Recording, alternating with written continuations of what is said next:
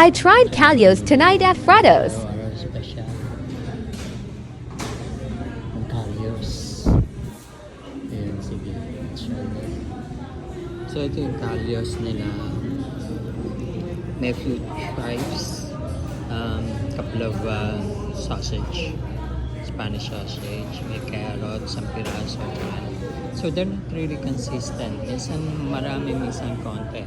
Even in the in the salad, ito isang piraso lang, isang ganun lang.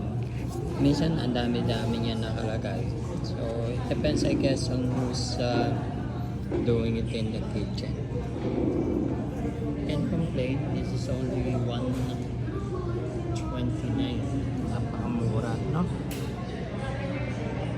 So unahin muna natin itong salad. It's always the same naman, yung parang may Japanese dressing na may sesame. Yun lang.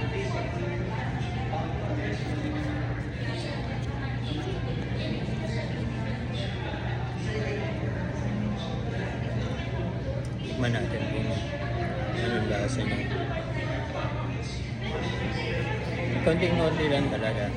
Ano pa ba naman nahanapin mo for $1.29, right? That's the regular price. Ang lasa naman, it's okay.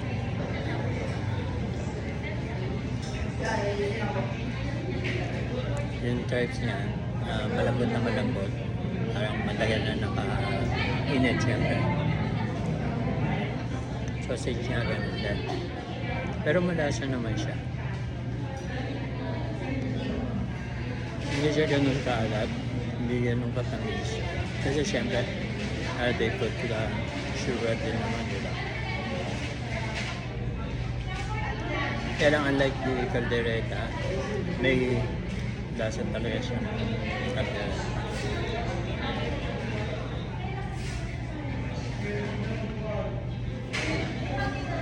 I'm not really expecting much.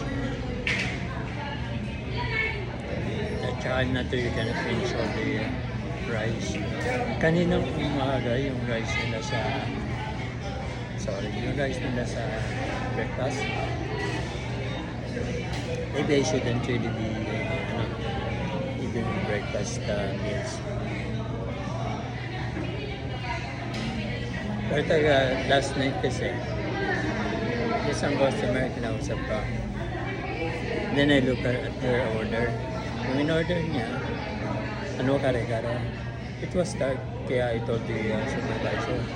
I was interested in the kare-kare, kaya lang, it looks dark. Kaya nga nakita ko. Pero, ang dami niya, ang dami ng serving. And it's beef. Beef lang naman.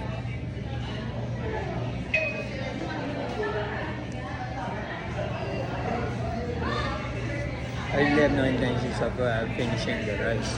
Ayan, ang dami. Kasi kumain din naman ako kanina sa Binondo, sa Chuanpi.